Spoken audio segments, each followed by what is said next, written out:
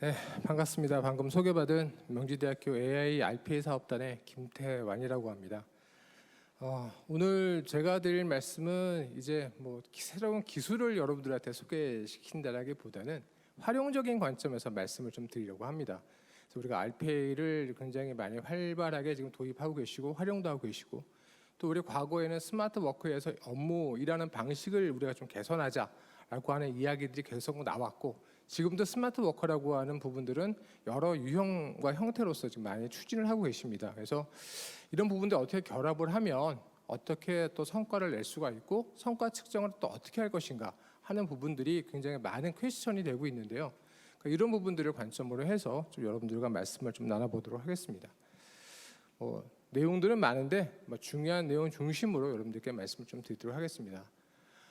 우선 그 스마트 워크와 관련된 이야기를 본격적으로 진행하기 앞서서 좀 배경에 대한 거를 좀 몇 가지 설명을 좀 드리고자 합니다. 첫 번째가 이제 일하는 수행의 그 주체가 점점 변경되고 있다는 거죠. 우리가 그 1990년대에서 2000년대 전까지를 보면 대부분 업무들은 이제 수작업 중심으로 진행이 됐어요. 사람의 중심이었다는 얘기죠.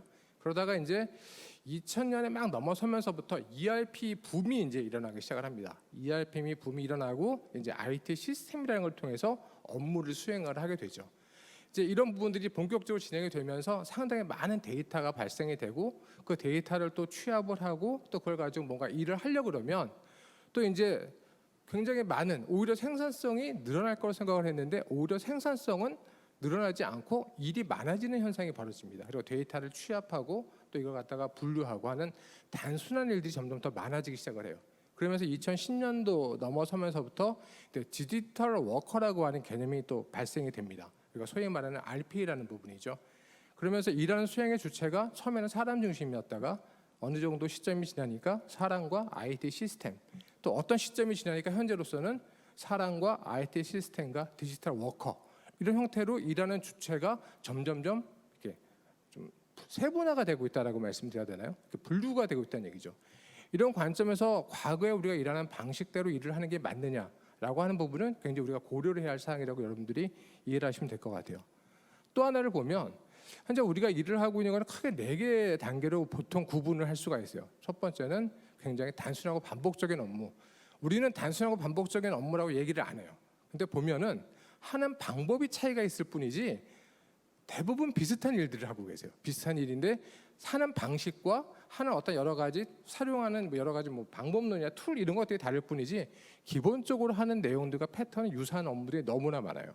그런 업무들하고는 단순한 반복적인 업무들을 하는 그룹이 있고, 두 번째는 이제 데이터를 취합하고 분류하는 그런 형태의 업무들이 있어요. 또 세 번째는 그럼 데이터를 분류하고 취합을 하면 그걸 가지고 분석을 하는 파트가 있고, 마지막으로는 그 분석된 데이터를 가지고 통찰력을 가지고 의사결정을 하는 파트가 있습니다. 현재 우리의 일하는 구조를 보면 현재는 피라미드 구조로 되어 있어요. 단순 반복적인 하는 일이 점점 많아지고 뭔가 통찰력을 가지고 의사결정을 할 수 있는 계층은 그렇게 많지가 않아요. 근데 앞으로는 우리가 엄청난 많은 데이터들이 발생이 돼요. 그러면 그 데이터를 분석하고 또 그걸 가지고 통찰력 있게 의사결정을 하려면 영역별로 그 통찰력을 가지고 데이터를 분석해서 뭔가 아웃풋을 낼 수 있는 그런 계층의 그룹들이 점점 많아질 수밖에 없어요.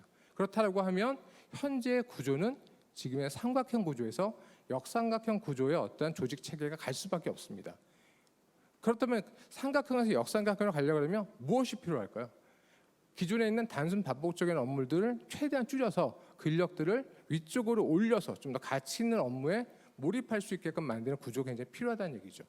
거기서 뭐가 필요하느냐라는 부분이 우리가 하나의 또 퀘스천을 가져가야 할 부분이라고 말씀드릴 수 있을 것 같아요. 저희가 그 기업에서 프로세스 혁신이라는 걸 많이 합니다. 프로세스 혁신도 많이 하고 VPR 많이 하고 있는데 그거를 성공했다라고 하는 걸 별로 들어보지 못했어요. 왜냐하면 프로세스라는 부분은 6가지의 속성을 가지고 있습니다. 6가지 속성을 가지고 있는데 우린 대부분 프로세스라고 하면 뭘 갖고 얘기하냐면 저기 보시면 워크플로우를 가지고 많이 얘기를 해요. 프로세스를 보자라고 하면 대부분 다 가져오는 거는 워크플로우를 가져오십니다. 근데 실질적으로 프로세스라는 거는 6가지의 속성을 가지고 있어요. 첫 번째가 그 회사가 가지고 있는 업무에 대한 정책이라든가 방침, 이런 기본적인 어떤 그 베이직이라는 부분이 있고요. 두 번째는 조직입니다. 조직과 인력. 프로세스는 오너십을 가지고 있어야 돼요. 프로세스 오너라는 게 반드시 존재해야 되거든요. 기업에서 가장 큰 문제가 되는 게 프로세스를 가지고 핑퐁 치는 거예요. 이건 내 게 아니다, 니네 거 아니냐. 왜냐하면 프로세스 오너십이 명확하게 정립이 안 돼 있어요. 그리고 그 프로세스를 어떻게 처리할 것인지에 대해서 조직이라든가 인력에 대해서 정확히 세팅이 안 돼 있는 경우들이 너무 많아요. 그래서 조직과 인력이라는 부분이 있고요. 세 번째가 워크플로우입니다. 업무를 하는 방식이죠. 업무하는 순서. 근데 우리는 이거를 프로세스로 모든 거를 총칭해서 얘기해버린 경우가 너무 많아요. 그 다음에 뭐냐 하면 인풋과 아웃풋이에요. 분명히 프로세스에서는 인풋이 있고 아웃풋이 있어요. 우리가 RP의 성과 분석을 얘기 많이 하거든요. 성과 분석을 어떻게 해야 되는지 모르겠다는 얘기를 많이 하시는데, 그러면 성과 분석을 하려면 인풋과 아웃풋을 명확하게 우리가 알고 있어야 돼요. 근데 RP의 성과 분석할 때 물어보면 인풋도 없고 아웃풋도 없어요. 그러니까 뭐만 나오냐? 시간만 절감했다는 얘기가 나와요. 이거를 왜 하려고 하는지, 그래서 이거를 해서 뭘 어떻게 할 것인지에 대해서 목적성, 인풋이라는 건 어떻게 보면 목적성을 얘기하는 거거든요. 아웃풋이라는 건 성과를 얘기하는 거죠. 이게 정확히 세팅이 안 돼 있다 보니까 우리가 성과 분석에서 굉장히 어려움이 많은 거죠. 그래서 성과 분석에 대한 인풋과 아웃풋. 그 다음이 IT 시스템이죠. 우리가 일을 요즘은 거의 사람이 안 하죠. 거의 IT라는 툴을 가지고 일을 하기 때문에 우리가 가지고 있는 업무를 수행할 수 있는 시스템이라는 게 필요하고, 마지막으로는 성과입니다. 성과. 그래서 이 프로세스는 하나를 바꾸면 이 6가지가 전부 다 연동이 돼요. 근데 우리는 어느 한 특정한 한두 개만 놓고 다른 쪽은 전혀 관심을 두지 않는 경우들이 많아요. 그러다 보니까 프로세스 개선을 한다 하더라도 성과가 제대로 이어지지 않는 경우들이 많습니다. 그래서 이 부분을 여러분들이 굉장히 좀 많이 인지를 하시고 프로세스적인 어떤 여러 가지 개선이나 혁신에 접근을 하셔야 될 필요성이 굉장히 있다라는 부분을 좀 말씀을 드릴 수 있을 것 같고요. 그다음에 자동화라는 것도 굉장히 많이 물어봐요. RPA를 하고 있고 많은 자동화 얘기를 하는데 아직도 RPA가 뭔지 모르는 분들이 너무 많아요. 특히 임원분들. 근데 자동화는요, 크게 3가지로 나눌 수가 있습니다. 첫 번째가 프로세싱의 자동화예요. 데이터를 처리하는 자동화입니다. 기본적으로 말하면 우리가 ERP라든가 여러 가지 MIS라든가 쓰고 있는 시스템들이 있죠. 그게 프로세싱의 자동화예요. 두 번째가 뭐냐면 액티비티의 자동화입니다. 액티비티. 우리가 눈이나 손이나 뭐 이런 걸 가지고 우리가 해야 되는 단순 업무들 있잖아요. 이게 이제 액티비티의 자동화죠. RPA는 액티비티의 자동화입니다. 액티비티 자동화. 공장에 보면은 우리가 뭐 자동차 공장에 보면은 용접 로봇 막 움직이고 있잖아요. 이게 액티비티 자동화죠. 액티비티. 세 번째가 이제 뭐냐면 코그니션, 인지의 자동화입니다. 그러니까 지금 우리가 말하고 있는 인공지능 뭐 이런 얘기들 나오는 부분이 결국은 인지의 자동화예요. 자연어를 처리한다거나 판독 기능을 높여서 뭔가 필요한 인사이트를 얻어낸다거나, 이 부분이 인지의 자동화예요. 이 3가지가 결합한 게 결국은 하이퍼 오토메이션이라고 볼 수가 있어요. 그러니까 현재 여러분들께서 오토메이션, 우리가 자동화라고 하는 부분을 이 부분을 명확히 구분하고 우리가 어떤 부분에 강점이 있고 어떤 부분에 약점이 있고 이런 부분을 정확히 판단을 하셔야 돼요. 현재 그나마 이 3가지 자동화가 잘 적절하게 이루어져 있는 것이 뭐냐 하면 스마트 팩토리예요. 스마트 팩토리. 스마트 팩토리는 이 3가지가 가장 어우러져서 공장에 최적화되어 있습니다. 이 부분이 우리가 보면 이제 하이퍼 오토메이션 플랫폼이라고 볼 수도 있는 거죠. 그래서 자동화에 대한 명확한 여러분들이 인식을 가지고 계셔야 된다는 얘기죠. 자, 지금까지 들었던 말씀들을 여러분들이 이 워크 스마트라고 하는 부분에, 스마트 워크라고 하는 부분에 이제 앞으로는 어떻게 이런 관점에서 접근하실 것인가라는 부분인데, 스마트 워크가 본격적으로 우리한테 소개가 되면서 기업들이 또 공공기관에서 스마트 워크를 막 추진하려고 했던 시기가 2010년도 정도가 됩니다. 그러다가 특히 공공기관 같은 경우에는 2013년부터 15년까지 전 기관이 스마트 워크 붐이 일었어요. 근데 지금 스마트 워크라는 컨셉을 갖고 일을 하려고 하는데 그렇게 많지 않아요. 그 이유가 뭐냐면 스마트 워크는 크게 2가지 관점으로 나뉩니다. 하나는 일하는 인프라를 바꾸는 거, 또 하나는 일하는 방식을 바꾸는 거예요. 일하는 인프라를 바꾸는 거는 돈만 있으면 해요. 돈만 있으면 다 할 수 있어요. 왜냐하면 투자적인 관점이니까. 근데 일하는 방식을 개선하는 거는 프로세스 관점이고 사람의 관점이에요. 근데 사람을 움직이는 게 훨씬 어렵습니다. 사람을 바꾸려면 여러 가지 고민해야 되게 되게 많아요. 그러다 보니까 대부분 스마트 워크하면 어디에 초점을 두느냐? 일하는 인프라 개선 쪽에 초점을 뒀어요. 그래서 스마트 오피스라는 게 많이 생겼죠. 엄청 많이 생겼어요. 그 다음에 화상회의, 그 다음에 뭐 전자결제, 이게 그때 거의 다 생겼어요. 근데 실제적으로 일하는 방식은 별로 바뀌지 않았어요. 일하는 방식은. 결국 그 얘기는 그 당시에 이제 우리가 스마트 워크 할 때 가장 많이 나왔던 얘기가 필요 없는 일들 버려라. 단순 반복적인 일들을 자동화해라. 이런 얘기들이 많았지만 그 당시만 해도 툴이 없었어요. 이거를 뭐 어떻게 할 거냐, 하우투에 대해서 제시해 주는 게 없었어요. 그러다 보니까 그쪽은 제대로 진행이 되지 못하고 일하는 인프라 쪽에만 초점이 되었던 거예요. 근데 현 시점에서는 이제 일하는 방식에 대한 개선을 할 수 있는 툴들이 이제 제공이 되기 시작을 합니다. 그게 이제 지금 저희가 얘기하고자 하는 이제 RPA라는 부분, 인공지능이라는 부분이 생겼죠. 그렇기 때문에 스마트 워크 1.0이 인프라 개선이었다라고 하면 스마트 워크 2.0은 이제 일하는 방식을 본격적으로 개선을 하자라는 관점으로 가야 된다라고 하는 부분이 오늘 말씀드리고자 하는 하나의 핵심적인 주제라고 말씀드릴 수 있을 것 같아요. 스마트 워크의 속성은 크게 네 가지가 있습니다. 단순해야 되고요. 그다음에 표준적으로 일을 해야 되는 부분이고, 빨리 해야 되고 정확하게 해야 됩니다.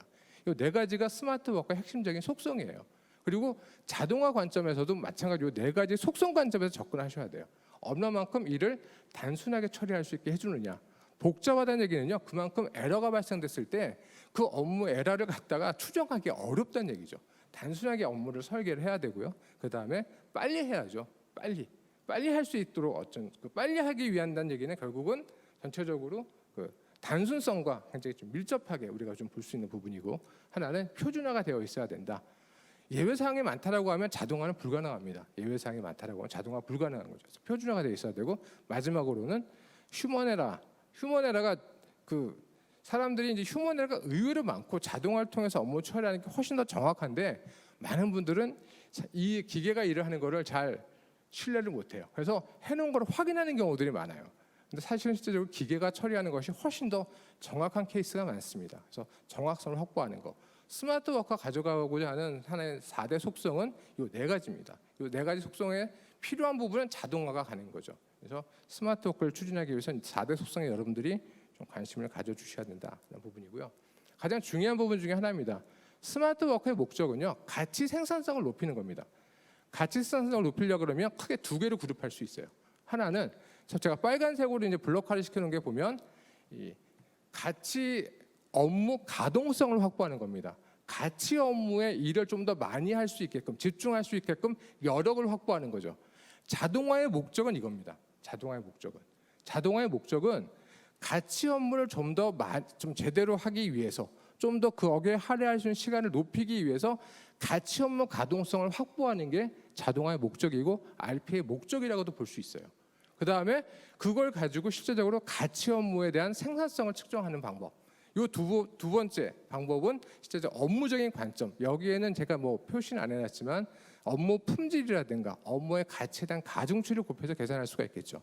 그렇기 때문에 우리가 스마트 워크의 목표는 가치 생산성을 높이는 것이고, 그 중에서 자동화의 목적은 가치 업무의 가동성을 높이는 일이다라는 게 여러분들께서 좀 인지를 해두시면 스마트 워크에서 자동화가 어떻게 성과를 측정할 것인가에 대한 부분에 대해서 여러분들이 어느 정도 좀 감을 좀 잡으실 수 있어요.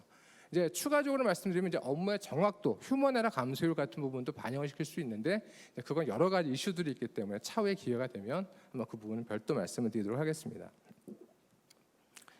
일하는 방식에 대해서는 크게 두 가지예요. 일하는 방식에서는 일단 제도와 규정, 구조를 바꾸는 게 하나가 있고요, 자동화하는 게 있습니다. 그래서 우리는 일하는 방식 개선이라고 하면 프로세스 혁신 막 많은 것들 하지만 크게 두 가지예요. 구조를 바꾸는 거. 또 하나는 구조를 바꾼 것 중에서 자동화할 수 있는 자동화하는 거. 이게 스마트 워크의 기본적인 일하는 방식 두 개의 큰 축이다. 여러분들이 이해를 하시면 충분하게 여러분들이 앞으로 스마트 워크를 추진하는 방향성에 대해서, 방법에 대해서 접근하실 수가 있다고 생각이 됩니다. 사례를 하나 드릴게요. 지금까지 쭉 말씀드렸던 그런 내용들 중에서 이제 이걸 사례를 들어드리면, 과연 스마트 워크라는 게 어떤 거냐라는 부분인데요.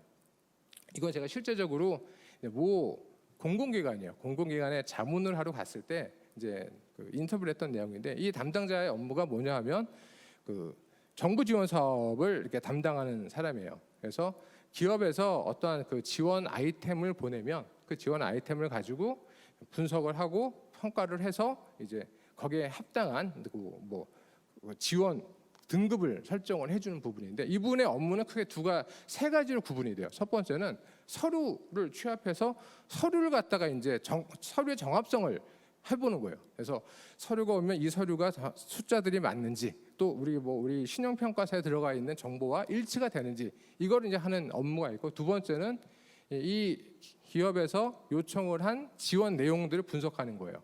그러면 과연 이게 적정하냐? 이 지원을 해주는 게 적정하냐? 그다음에 이 지원해서 냈을 때 과연 그 성과라든가 이런 부분들이 향후에 우리가 파급성이 있느냐? 이런 부분을 분석하는 게 하나가 있고, 마지막으로는 지원하고 있는 기업들을 팔로우를 하는 게 하나가 있어요. 그래서 이분의 얘기는 뭐냐 하면, 제일 중요한 거는 그 지원에 대한 내용들을 좀 상세하게 분석을 해서 정말 적정한 지원이 이루어지도록 일을 해야 되는데, 서류 검토하는 일에 너무 시간이 많이 걸린다요.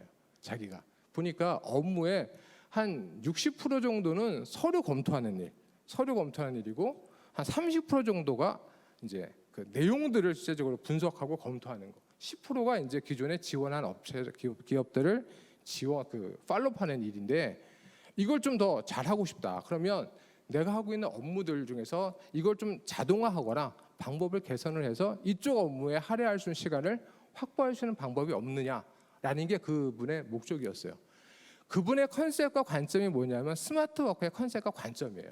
그분은 단순하고 반복적이고 가치가 떨어진다는 업무들을 어떻게 하면 개선을 해서 시간을 확보하고, 그 확보된 시간을 실제적으로 자기가 가치 있다고 생각하는 쪽에다가 할애할 수 있는 구조를 만들겠다는 거죠. 스마트워크나 우리가 자동화를 할 때 가장 중요한 게 뭐냐면 방금과 같은 컨셉에 대한 접근이에요. 그게 없이 우리는 단순 반복적인 일을 절감하겠다라고 하는 절감 관점인데, 이분은 확보 관점이에요. 확보라는 거는 후 쪽에 뒤쪽에 뭐가 있다는 얘기예요. 뭘 하기 위해서 확보하는 건데, 절감이라는 거는 거기서 끝날 수가 있어요. 그래서 자동화의 목적은 확보가 돼야 돼요. 특히 RPA에 대한 여러분들이 적용과 이런 부분들은 확보가 목적이 되셔야 실제적으로 RPA라는 부분들을 여러분들이 도입을 하셨을 때 성과 분석이 되는 거예요. 그래서 제가 확인해 보니까 이분이 하고 있는 서류 검수 업무의 상당 부분을 자동화할 수가 있더라고요. 자동화해서 일정 시간을 확보할 수 있겠다라고 해서 그렇게 추진이 되었던 사례입니다.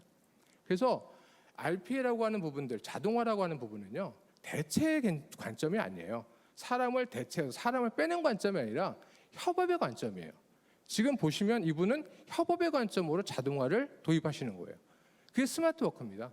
스마트워크라는 게 시간 줄여서 그 시간만큼 사람을 빼자는 관점이 아니고, 이제 더 필요한 업무에 사람을 투입하고 시간을 투입하고, 또 실제적으로 그걸 통해서 내가 하는 업무에 대한 밸류를 높이는 쪽에 초점을 두는 거, 그게 성과지향적 업무거든요.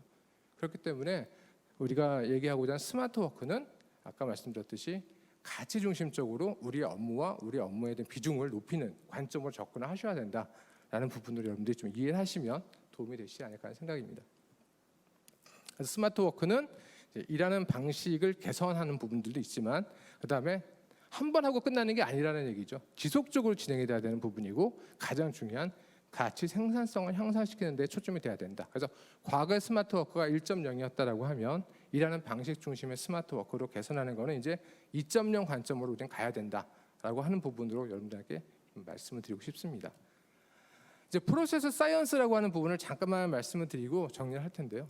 이제 우리가 보면 데이터 사이언스 얘기는 많이 합니다. 근데 그 데이터라는 거는요, 프로세스에서 만들어집니다.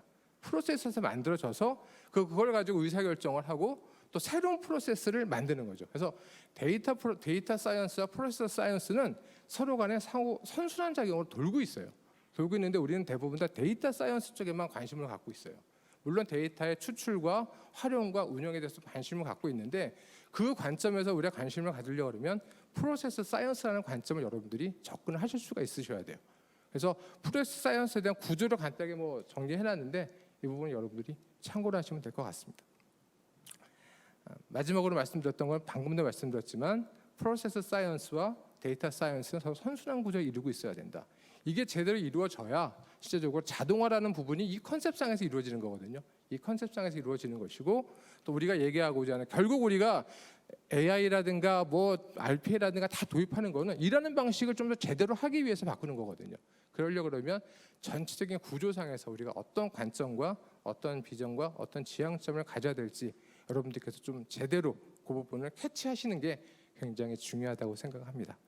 네, 이상 제 의견을 말씀 좀 드렸고, 혹시 궁금한 거라든가 질문 있으시면 말씀 주십시오.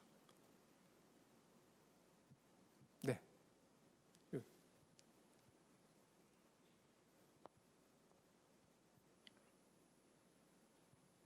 네, 안녕하세요 교수님. 강의 잘 들었습니다. 저는 텍스페이스 세무회계 산업의 자동화 서비스 제공하기 위해서 예비 창업 중인 윤상복 세무사라고 하고요. 교수님 브런치에서도 읽었던 내용인데 프로세스 이제 6대 프로세스 관한 내용을 읽어봤었거든요. 네, 네. 네, 실제로 설명으로 듣게 돼서 더 좋았고 6대 속성 모두 중요하지만 가장 우선시할 수 있는 가장 중요한 속성 한 가지와 그 이유가 궁금합니다. 저는 인풋과 아웃풋이라고 생각을 하거든요.